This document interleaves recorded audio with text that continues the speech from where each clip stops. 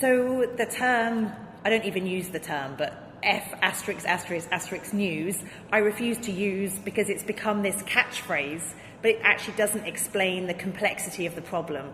So we use it all the time now, but we're actually not agreeing what we mean by it because it's being used by politicians around the world to describe information that they don't like. So it's being used as a tactic to undermine the mainstream media.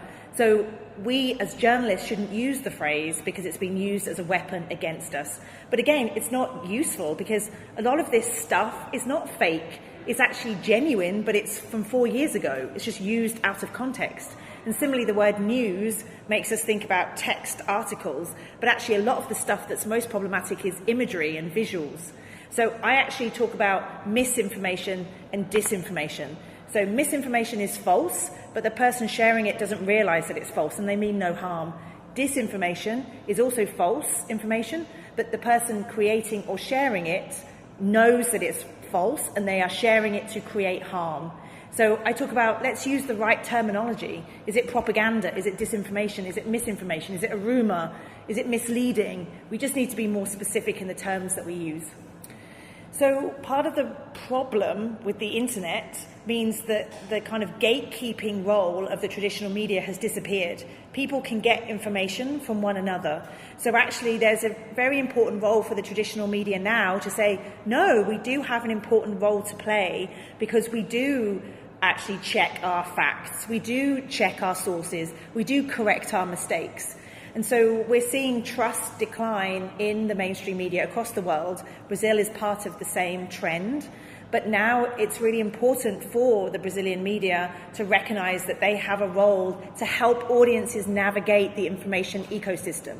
They should be helping audiences know what to trust and what to not trust, what they should be aware of. And so that's almost a new role for journalism. Journalism used to be just about the truth. And if something was false, they would ignore it.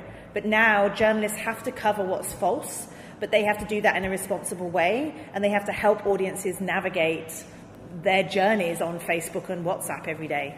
But also, I think now, because the media are under attack, they actually need to work together. So newsrooms have always been very competitive, but now journalism is in crisis. It's in a crisis because there's less money than ever before, and it's in crisis because people are attacking them. So my argument actually is that journalists need to work together, they need to collaborate, they need to share resources, because if they keep competing, they're going to become almost pointless in an environment where everybody can get information from anywhere.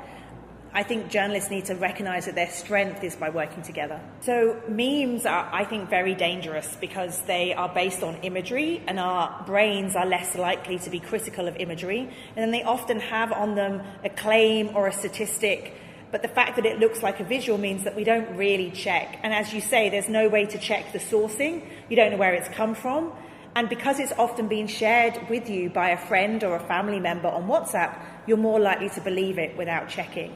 So we really need to help people to understand that what looks like just a silly piece of, a visual meme that's being shared, actually that can be false and damaging information, and that people need to be aware of that. And even if it comes from a trusted friend, they need to be more skeptical about, okay, why might somebody share this? Like, what's the motivation here?